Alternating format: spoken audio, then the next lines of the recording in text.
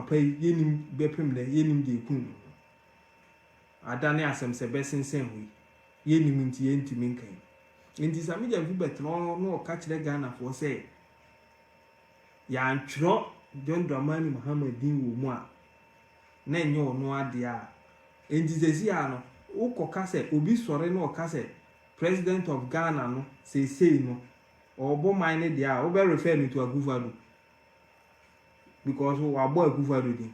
You see the NDC double standard efa ha de a ebe ha yen na aboa Ghana timumi ense no ebe boa yen ebe ha Ghana moma ne nyi and it will not work because now people are more discerned.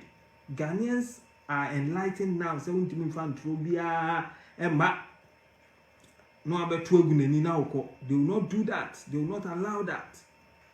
And the government official one no be cry na expose no Bagbin anytime he mentions number 3 bia no okai Ghana for say asem na buy no or no munhwehwem munfa nkomachi and then the position no what did that 3 that means second wo and a first wo because brebre ama mani ama say one ni ho a unnya two da two na ni ho a betimenya one and this enya 3 dia ene na one e wo ho na two wo ho two susu wo ho dia ene na one wo ho nti mo yen hya se mfi one ni embobo na ebehu official one enu na Bagbin no person wo expose obi ba Ghana for antenna say no try expose high time big expose ba Ghana for antenna say enti ye be stress am je mfi say ye no ensem ba na nipa ye din wo ho a a onu so nye din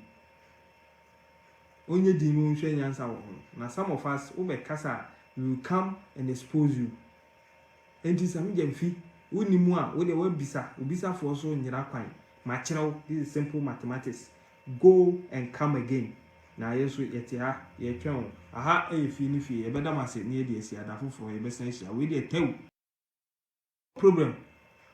no problem kra ye what time ye be kire e bia na wo ani so hu e bia uti na so no wo de bre ama wo konkwa hu but ha ye kra enu nti na fie ni fie TV wo ho ye be kire now but some dem fi wo san twa wo ho e ko support say Bagbin number 3 meboa wo so Bagbin number 3 Bagbin ba ye no no behwe so ye adwuma no behwe ne position no na so de kire and he didn't say so because ono ye Bagbin he said so because that is the constitution of the land whether you like it or not he is number 3 because per our constitution no say president any omanu mu a vice president ena eba say vice president ni ho a speaker of parliament say speaker of parliament ni ho a ansa ne akọ chief justice it is all here president number 1 vice president number 2 speaker of parliament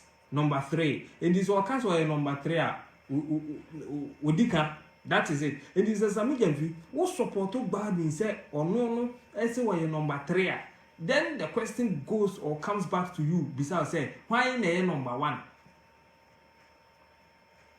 per the constitution the president is the number 1 the vice president is the number 2 the speaker of parliament is number 3 and no there who support no say that is his position as speaker of parliament so Baumia etu kwan abra Akufo-Addo ni ho na Baumia hwe akira then the speaker of parliament becomes the caretaker or the president of the land eni kwan so oman no and say Ghana that hotra obia enimu and yeah say mathematics we ye adwuma dia so because we a government official 3 there it means 1 2 ewo nanim enti mumma yemfa formula we enkwa hwehwe 1 any 2 na ye ba be fine k no is the constitution and describable numbers that is the constant ye we are near finding v variable eno be kire yi akura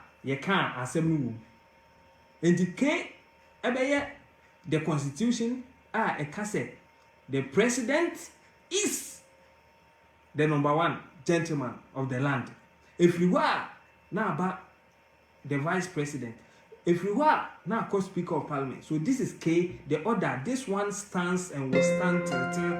So it is the constant. You are finding K every. You are finding K there. Let us find V, the variable. Variable no be a year. It is in 2012. Say government official one be the president of Ghana in the year 2012. So V ebe chere year krono. Ebe valuable no ebe chere year. And this year can now government official one. I don't need to think to say it is Akufo-Addo in prayer. So V, which is 2022 year and a year variable. It keeps changing. But K constant say, wow, we are president, we are government official one. And now let us go back. Let's go back.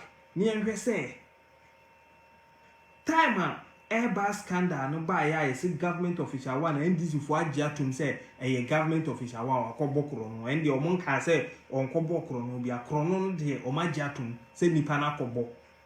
But government official one no omo say enye former president Mahama. Omo aso ba omo say government official one say see Alben Bagbin ade na ni ayenyan. Say see Alben Bagbin na say official one Bagbin dia. Official one official 3 Bagbin. Mummy ambubu nko na chi say mran sesen. What does the law say a ma Bagbin be official 3? Mran say the edi kan kan no. Say president official 1, vice official 2. And this amidemfi don't come and ask us as if you are who beside NDC for question. Only Ghana for kasa you sell NDC are benefit to know who's a Ghana for. They are the same people. Omunim de omuye nyansa for and you don't bring any stupid or unnecessary questions. Say ya money din womb into enyo noa because abrofuno omunim nyansa. Said this year government official 1 president. The presidency no one person begu hu fi. That's why they used government official 1. They don't fear anybody. They don't fear anybody. And in fact, Chronicle UK Daily Guide Daily UK Obodin on the Obodin point blank. Say a car official 1 now John Dramani Mahama. And this the question now will be Bisano and ma it's better you keep quiet, keep mute than exposing your foolishness. Yes, we know you as such, but yeah, now degree no. Yes, I will form Jimmy degree no woman. You will form. But the moment you open your mouth to talk, no one will hear how high it is. And the